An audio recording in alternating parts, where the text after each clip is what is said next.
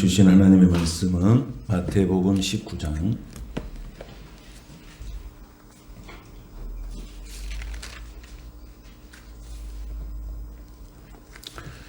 16절에서 22절 말씀을 함께 보겠습니다.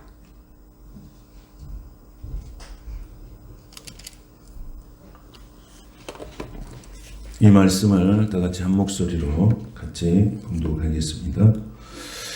어떤 사람이 주께 와서 이르되 선생님이여 내가 무슨 선한 일을 하여야 영생을 얻으리이까? 예수께서 이르시되 어찌하여 선한 일을 내게 묻느냐? 선한 이는 오직 한 분이시니라. 내가 생명에 들어가려면 계명들을 지키라. 이르되 어느 계명이오니까? 예수께서 이르시되 살인하지 말라, 간음하지 말라, 도둑질하지 말라, 거짓 증언하지 말라, 내 부모를 공경하라, 내 이웃을 내 자신과 같이 사랑하라 하신 것이니라. 그 청년이 이르되 이 모든 것을 내가 지키었사온즉 아직도 무엇이 부족하니까? 예수께서 이르시되 내가 온전하고자 할진대 가서 내 소유를 팔아 가난한 자들에게 주라. 그리하면 하늘에서 보화가 내게 있으리라.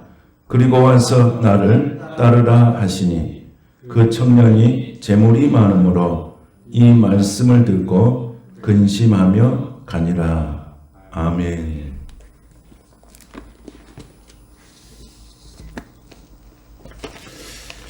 말씀 제목은 청년의 뒷모습을 보면서, 바라보면서 이런 제목으로 말씀을 같이 나누겠습니다. 오늘 말씀을 묵상하는 우리 사순절 기간에 묵상하는 말씀 중에서 이제 한 말씀 같이 나누게 되는데, 이 부자 청년의 말씀을 묵상하면서 그 예수님은 그 부자 청년이 가는 뒷모습을 보고 무슨 생각을 하셨을까? 이런 마음을 가지고 청년의 뒷모습을 바라보면서 예수님의 마음이 어떤가? 이 말씀을 통해서 우리가 한번 같이 나누면서 주님의 마음을 알아가는 그런 시간이 될 수 있기를 축복합니다. 우리는 왜 부자가 되려고 하는가? 사람 다 부자가 되려고 하죠. 그 책을 보면 부자가 되는 7가지 방법, 몇 가지 방법 이런 책들도 많이 나왔죠. 사람들은 부자가 되려고 하는 그런 로망이 다 누구에게나 있습니다. 그리고 왜 돈을 많이 벌려고 하는가? 왜 돈을 많이 벌려고 하는가? 왜 이렇게 또 직장에 들어가면 진급을 하고 또 명예를 얻고 권력을 얻으려 하는가? 그 궁극적인 깊은 내면에 들어보면 다 행복하기 위해서 하는 것이죠. 돈을 버는 것도, 또 세상에서 어떤 명예를 얻고 권력을 누리고 또 부자가 되려고 하는 것은 다 행복하기 위해서 하죠. 그러나 순간적인 어떤 행복이나 순간적인 어떤 쾌락은 있을 수는 있지만은 그 사람이 그것이 영원한 행복을 갖다 주지는 않는다는 것입니다. 그 이유가 뭘까? 성경은 인간이 범죄하여서 하나님을 떠났기 때문에 인간이 아무리 애를 쓰고 어떤 것을 채워도 행복하지 않는다는 거예요. 그래서 하나님을 찾는 자, 그래서 그 비어있는 그런 공간 속에 하나님의 은혜와 말씀과 성령으로 채워지지 않으면 항상 인생은 공허한 존재밖에 안 된다고 하는 것을 하나님께서 인간을 만드실 때 그렇게 만드신 것입니다. 현대인들은 과거보다는 훨씬 더 풍족하고 또 여유가 있고 그런 삶을 살면서도 항상 목마름이 있어요. 항상 목마름이 있어. 그래서 그런 어떤 것을 많이 가졌다고 해도 인생의 허무와 또 이런 무의미함을 가지고 살아가는 것을 보게 됩니다. 부유한 나라일수록 자살률과 우울증이 많습니다. 그리고 가난한 나라일수록 행복의 만족도가 훨씬 높아가고 이런 자살률이 낮습니다. 우리나라도 원래 그랬습니다. 그런데 경제적으로 부유해지면서 이제 사람들이 살아가는 모든 삶이 편리해지면서 이런 자살률이 높아가고 있어요. 하루에도 40명씩이나 생명이 되는 사람들이 죽어가고 있습니다. 그러나 우리가 가난했을 때는 그렇지 않았어요. 서로 우애가 있었고 서로 사랑이 있었고 또 같이 나눔이 있었고 이런 세상을 우리가 경험하면서 살아왔습니다. 그런데 한순간부터 이런 모든 것들이 깨어지기 시작한 거예요. 그것은 물질의 풍요가 가져오는 부작용이라고 우리가 볼 수가 있습니다. 오늘 말씀 속에도 청년은 많은 것을 가졌어요. 많은 것을 가졌다. 조상 대대로 부모로부터 세습받은 부유함 그런 것이 있어서 부자가 됐는지 아니면 자기 스스로 부자가 됐는지 청년이라고 하는 용어를 쓴 걸 보면 자기 스스로 노력해서 부자가 됐다기보다는 부모와 그 조상으로부터 물려받은 그런 부가 세습이 되어서 부자가 됐지 않았나 이런 생각을 하게 됩니다. 당시에 부자라고 하는 사회 속에서 부자라고 하면 정상적인 방법으로 부자가 되는 것보다는 비정상적인 방법으로 부자가 되는 게 많았습니다. 그래서 삭개오랄지 마태셀이랄지 예수님과 관계에 있는 그런 제자들의 삶을 보더라도 정상적인 방법으로 부자가 되는 게 아니고 비정상적인 방법으로 부를 축적하는 그런 세대였습니다.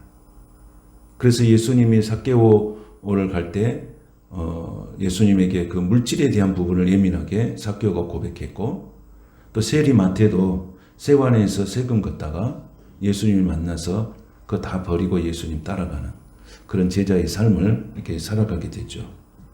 그러니까 궁극적으로는 당시의 이 유대 사회가 정상적인 방법으로 부를 축적하는 것보다는 비정상적인 방법으로 부를 축적하는 것이 많았다는 것입니다. 그래서 오늘 예수님도 이 부분에 대해서 예민하게 하고 있는 것으로 보여집니다. 오늘 그래서 그 예수님 앞에 이 청년이 나왔어요. 이제 가진 것이 많죠. 그래서 성경은 이 청년을 그냥 붙이지 않고 부자 청년이라고 이렇게 붙이는 것을 보게 되어집니다. 근데 그가 가진 것이 많았지만은 항상 목마름이 있었어요. 그러니까 이 목마름이 있었으니까 이 목마름을 채우려고 예수님을 찾아왔습니다. 예수님을 찾아왔어요. 여러분, 우리가 어떤 문제가 있을 때, 우리 인생의 문제를 해결하려고 할 때는 누군가 찾아가야 되잖아요. 내 스스로 해결할 수 없으니까.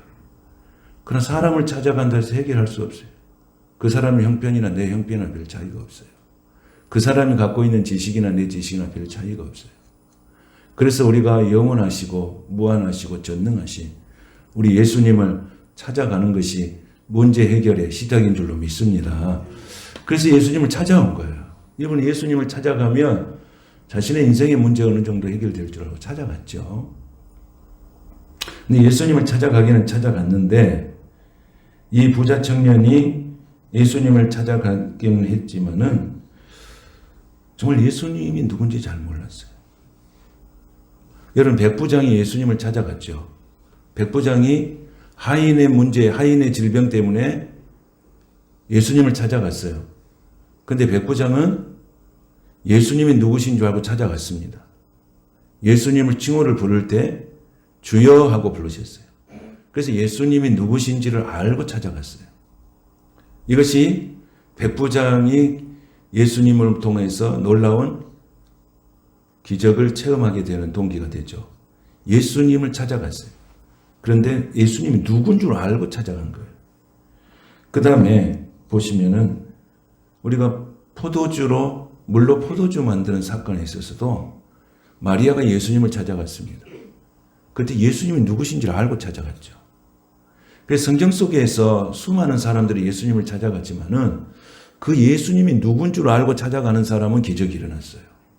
그러나 예수님이 누군지도 모르고 찾아가는 사람은 아무 의미가 없었어요.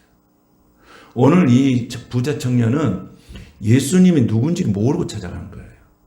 예수님이 누군지를 몰라요.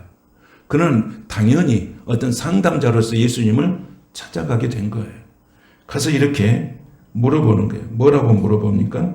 오늘 자 이렇게 말하죠. 선생님이요. 우리가 이제 16절에 보면 한번 볼까요? 선생님이요. 그렇게 말하죠. 선생님이요. 이렇게 칭호부터가 틀리잖아요. 선생님이요. 내가 무슨 선한 일을 하여야 영생을 얻으리까 그랬어요. 여러분 사람을 부를 때 그 사람의 정체성이 분명히 중요해요. 저는 어디 가면 요즘에는 한국 사회에서 통상적으로 부르는 칭호가 있더라고요. 부르는 것이 마땅치 않으면 다 뭐라 부르죠? 사장님이라고 불러요. 사장님. 나 어디 가면 사장님 이렇게 불러요. 제가 사장님이 아니고 목사님이십니다.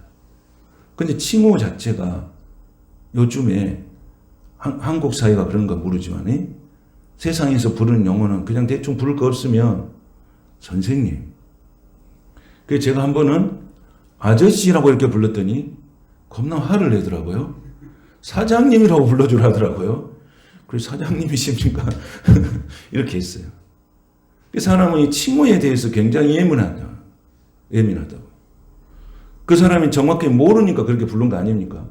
제가 목사님인지 정확히 알면 목사님 이렇게 부르겠죠. 그럼 목사님을 정확히 모르니까 사장님 이렇게 부르시는 거잖아요. 예수님에 대해서 정확히 모르니까 예수님이라고 말하지 않고 뭐라고 부르는가요? 선생님 이렇게 부르는 거잖아요. 선생님. 예수님 누군지 모르는 거예요. 그래서 선생님 그렇게 부르면서 뭐라고 말씀하신 거예요. 그 다음 보면 내가 무슨 선한 일을 하여야 영생을 얻으리까 그랬어요. 여기서부터가 문제예요. 첫 번째 대화가 문제예요. 선생님 이부터 내가 무슨 선한 일을 하여야 영생을 얻으리까. 칭호가 바뀌어야 돼요. 여러분의 인생에서 예수님이 선생님이시니까 예수님이 주님이십니까? 베드로도 예수님을 처음 만났을 때 고기 잡을 때 예수님을 뭐라고 불렀냐면 선생님 이렇게 불렀어요.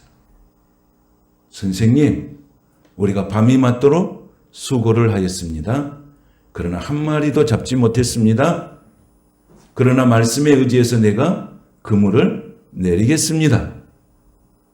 고기를 잡고 은혜를 받고 체험을 하고 난 다음에 예수님한테 와서 고백할 때 뭐라고 고백했냐면 주여 나를 떠나소서 나는 죄인입니다. 그리고 배와 부친을 버려두고 예수님을 따른 거예요. 주여 칭호가 바뀌었어요. 선생님에서 칭호가 바뀌었어요. 그래서 오늘 이 부자 청년은 이름 없는 이 부자 청년은 주님이라고 하는 칭호로 결국은 바뀌지를 않았어요. 선생님으로 불러서 끝났어요. 그러면서 내가 무슨 선한 일을 하여야 영생을 얻겠습니까? 이렇게 물었어요. 이렇게 말하는 것은 그 속에 자꾸 내면에 우월감이 있습니다. 나 잘했습니다. 나는 계명을 잘 지켰습니다. 그러면서 뭐라고 말씀하십니까? 이렇게 말씀하시죠. 살인하지 말라, 간음하지 말라, 도둑질하지 말라, 거짓 증언하지 말라. 잘 지켰다 그런 거예요. 그렇게 예수님에게 그렇게 말하잖아요. 속마음이 그런 거예요. 내가 이 정도 했으면 나 정도는 영생을 얻게 해줘야지. 나 정도도 하지 않는 사람들이 얼마나 많은데 예수님이 당장 나에게 네가 구원이 있을 것이다. 영생이 있을 것이다.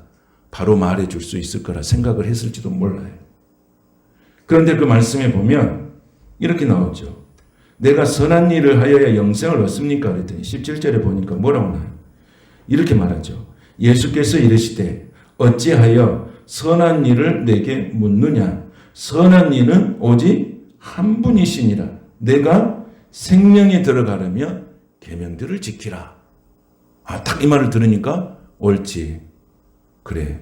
내가 얼마나 잘 지키면서 살아왔는데 오늘 예수님은 나에게 영생에 대해서, 구원에 대해서, 천국에 대해서 확실하게 내가 예수님께서 주실 것이다. 이런 부분에 대해서 확신이 있을 거 아니에요. 근데 여러분, 이 부자 청년이 예수님을 제대로 알았습니까? 몰랐습니까?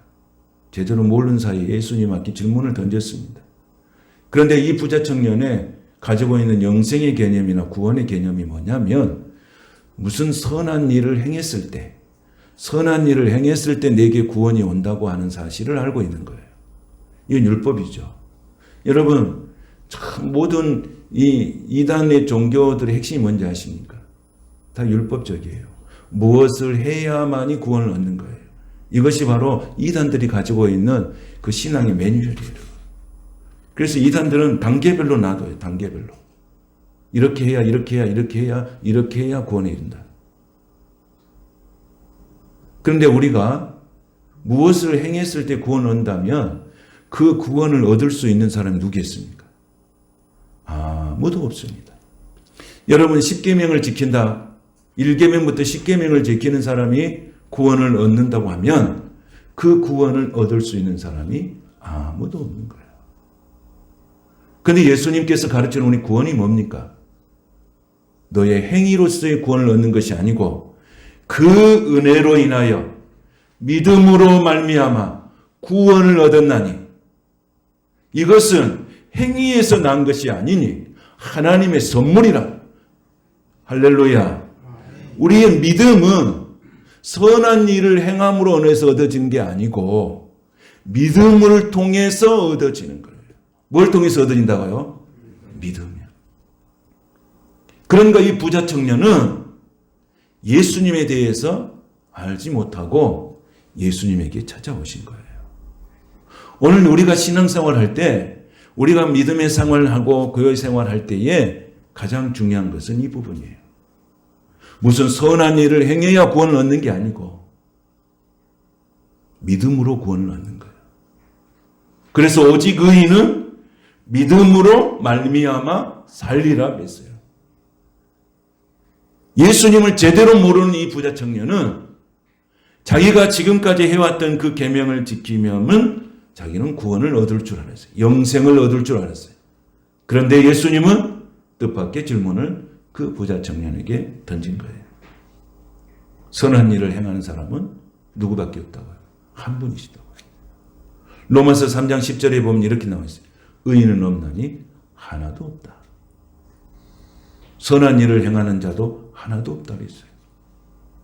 우리는 선한 일을 통해서 어떤 선한 행위를 통해서 구원을 얻는 게 아니에요. 믿음으로 구원을 얻는 거예요. 그래서 우리는 예수님을 잘 알고 믿어야 할 줄로 믿습니다.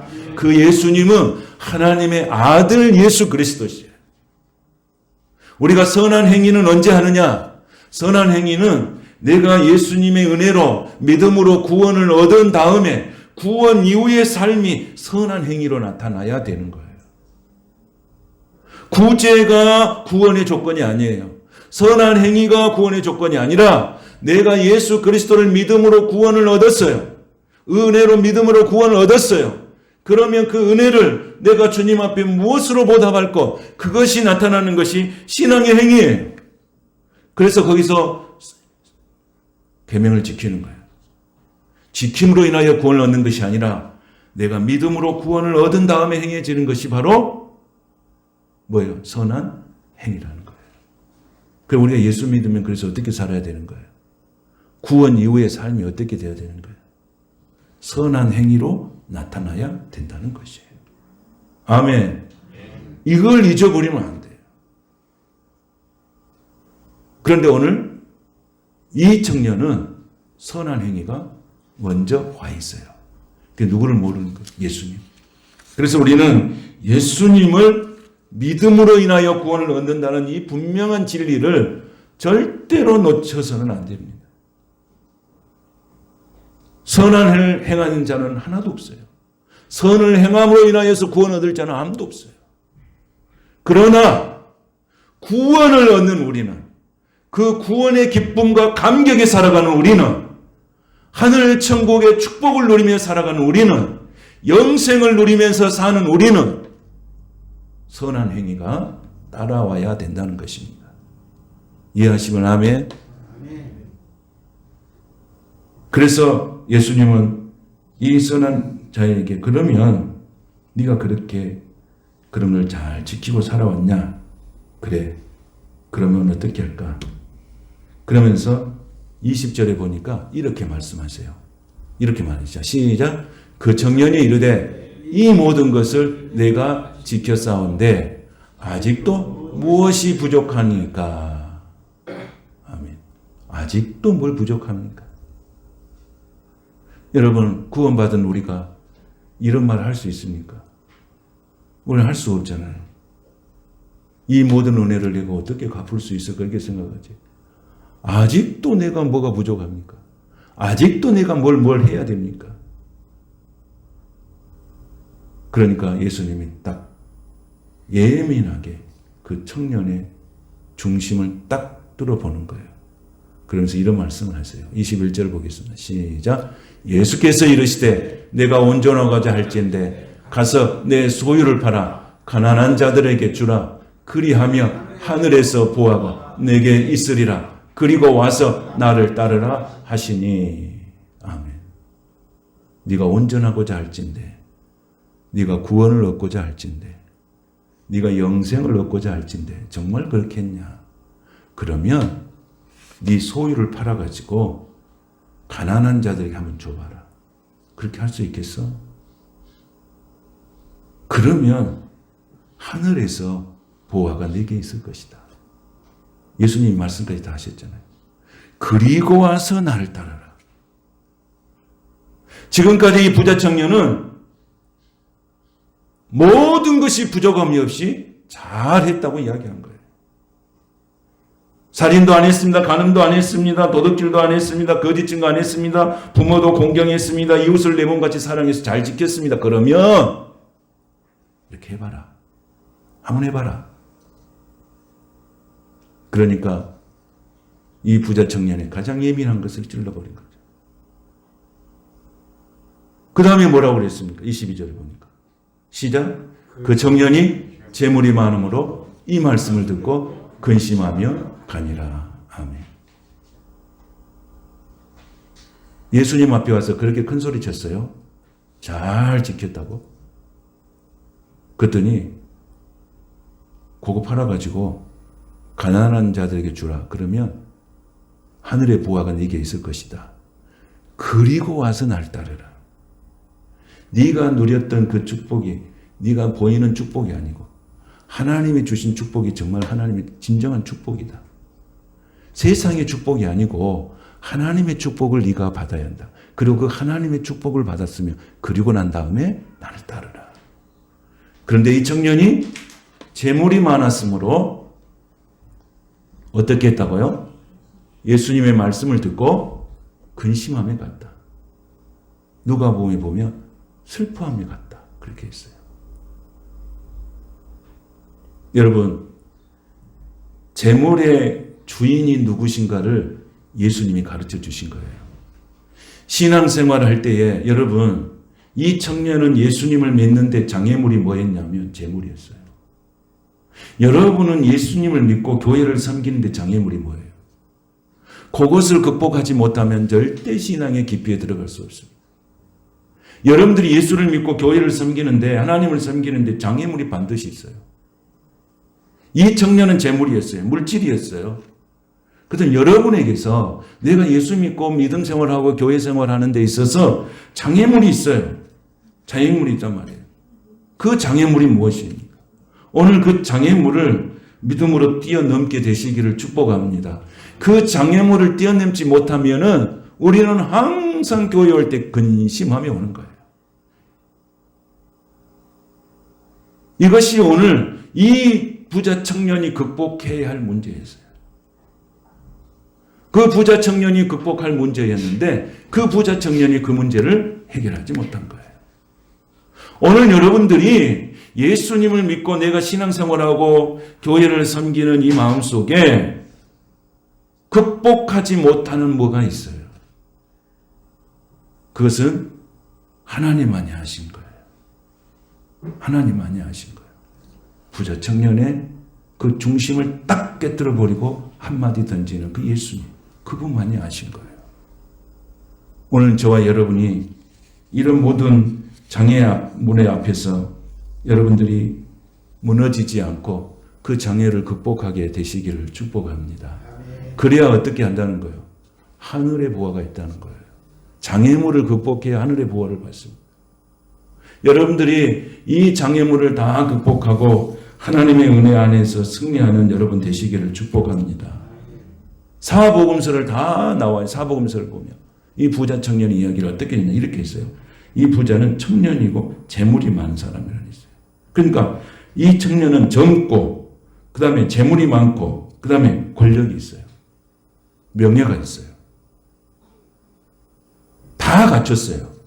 그런데 항상 목마름이 있어요. 항상 목마름이 있어요. 여러분이 아까 삭개오 말한 대로 삭개오도 똑같아요. 그 사람이 가지고 있는 포인트는 뭐냐? 물질이에요. 돈이에요. 돈. 삭개오가 세리장이라고 그랬잖아요. 돈입니다. 그런데 삭개오는 예수님을 만나면 은혜를 받았어요. 근데 삭개오는 예수님 만나면서 뭐라고 했냐? 예수님 부를 때 뭐라고 부른지 아십니까? 주여 이렇게 불렀어요. 이게 틀려요. 삭개오는 예수님을 향하여서 선생님 이렇게 부르지 않고 주여 이렇게 불렀어요. 주여! 예수님께 은혜를 받으니까 내 재산의 절반을 가난한 자에게 주겠습니다. 그가 지금까지 살아왔던 삶의 갈지는 물질이었어요. 내가 가난한 자들에게 내 재산의 절반을 털어서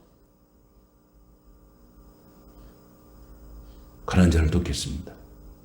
그리고 내가 세리장으로서의 세리장의 공무원으로서 다른 사람에게 세금을 더 걷는 일이 있었다면 내가 4배를 갚겠습니다. 이 4배는 율법적이에요. 배상법이에요, 여러분. 레이기에 보면 배상법이 있어요. 한 가지를 잘못하면 4번을 갚아야 돼요. 4배를 갚아야 돼요. 그래서 삭개오는 4배를 갚겠다고 했어요. 그 예수님이 뭐라고 그랬어요? 네가 정말로 은혜 받은 사람이구나. 네가 정말로 은혜 받은 사람이구나. 그래, 네도 아브라함의 자손이다. 네 집에도 구원이 임하였다. 이런 축복을 삭개오는 받는 거예요. 여러분 재산을 반쯤 가난한 데에 주겠습니다. 시켰습니까? 다른 사람에게 토색한 거 있으면 빼앗은 거 있으면 4배 갚겠습니다. 시켰습니까? 안 갚고 지금부터 잘해보겠습니다. 보통 그렇게 하죠.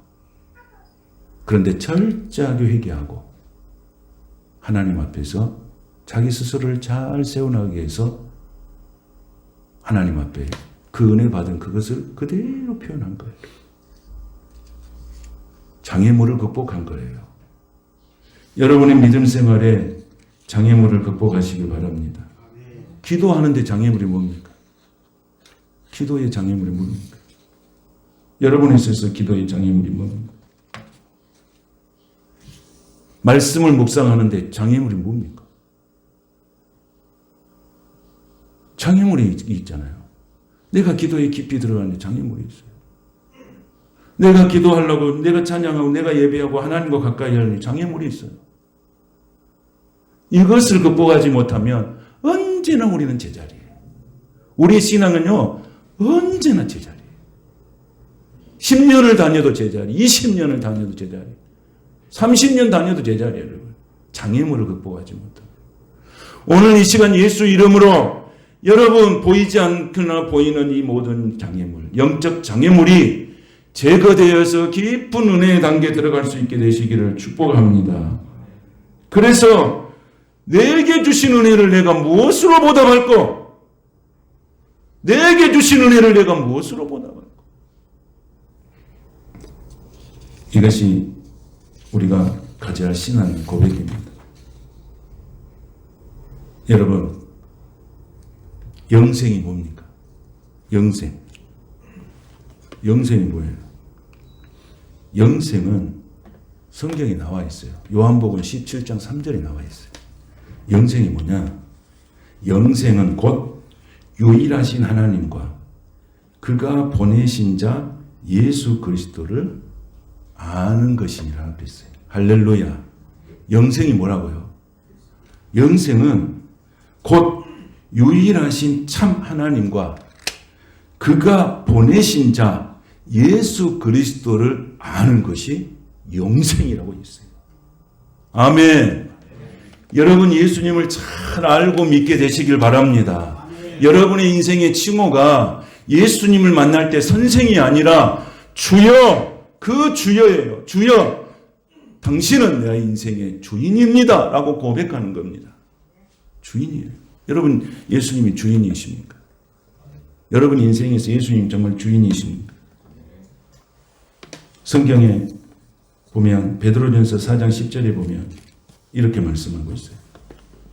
각각 은사를 받은 대로 하나님의 여러 가지 은혜를 맡든 선한 청지기 같이 서로 봉사하라 그랬어요. 서로 봉사하라. 예수님께서 부자 청년에게 말할 때 이 청년은 재물이 많음으로 이 말씀을 듣고 근심하며 갔다 그랬어요. 예수님이 이 뒷모습을 보면서 얼마나 쓸쓸했을까요? 그런데 오늘 베드로전서 4장 10절에 보면 내가 가진 은사, 이 사람이 가지고 있는 게 물질이잖아요. 내가 가지고 있는 다른 여러 가지 영역이 있겠잖아요. 그런데 그 영역 속에서 어떻게 하라고 그러냐면 서로 봉사하라, 서로 사랑해라, 서로 섬겨라, 연약한 자들을 섬겨라, 연약한 자들의 짐을 져라.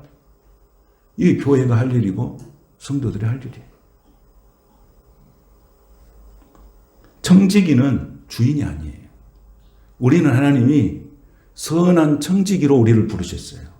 우리는 주인이 아니에요. 청지기는 관리인이란 뜻이에요. 관리인. 그래서 우리 인생의 주인은 주님밖에 없는 줄로 믿습니다. 우리는 다 맡아 관리하는 관리인에 분리하는 거예요. 그 부자 청년이 가진 그 재물도 관리인에 불과하는 거예요. 내가 가진 재능도 관리인에 불과하는 거예요. 어느 순간 우리는 다 놓고 가야 돼. 어느 순간에 그날이 올 거예요. 그런데 그것을 청직이라고 하는 사명으로 보지 못해요. 관리인이라고 하는 사명을 보지 못해요. 평생 내가 움켜쥐고 살 것처럼 사는 거예요. 근데 어느 순간에 다 놓고 가는 거예요. 그래서 우리의 몸도, 우리의 마음도, 시간도, 재능도, 물질도, 생명도, 자녀들의 장래도 주님의 손에 달려있는 줄로 믿습니다. 주님의 손에 달려있어요. 주님이 주인이시잖아요. 우리는 주님을 주여라고 부르잖아요. 주인이에요. 그렇기 때문에 내 것이라고 생각하면 안 되는 거예요. 내 것이라고 생각하면 안 돼요. 내 것은 아무것도 없어요. 그래서 우리는 주님께만 찬송과 영광을 돌려야 하는 것입니다. 그런데 우리가 주인이 되어 있기 때문에 내가 주인이 되어 있어요. 주님이 주인이 아니고 내가 주인이 되어 있어요. 네가 가진 것을 가난한 자들에게 가서 주고 와라. 근심하며 갔어요. 그러니까 그 재물의 주인이 예수님이 아니시고 그 주인이 누구였냐면 자신이에요. 자기 거예요. 내 것인데 어떻게 할 수가 있어요? 할 수가 없어요. 청지기적인 삶이 없어요. 그래서 우리가 주인이 되어 있기 때문에 주님께서 시간 내서 봉사일하면 못해요. 시간 내라 해도 못해요. 주님께서 몸 바쳐서 헌신하라 해도 못해요. 주님께서 물질을 바치라 하면 더 못해요. 왜 그럴까요? 주인이 내가 되어 있기 때문에 못하는 거예요. 우리가 정말로 주님 앞에 시간을 드리고 몸을 바쳐 헌신하고 또는 물질을 들여서 하나님께 드릴 수 있다면은 그 주인의 가치관이 바뀐 거예요. 오늘 예수님께서 말씀하시잖아요. 시간 내라. 시간 내라. 못해요. 몸 바쳐 헌신해라. 못하는 거예요. 물질 바치라. 더 못해요.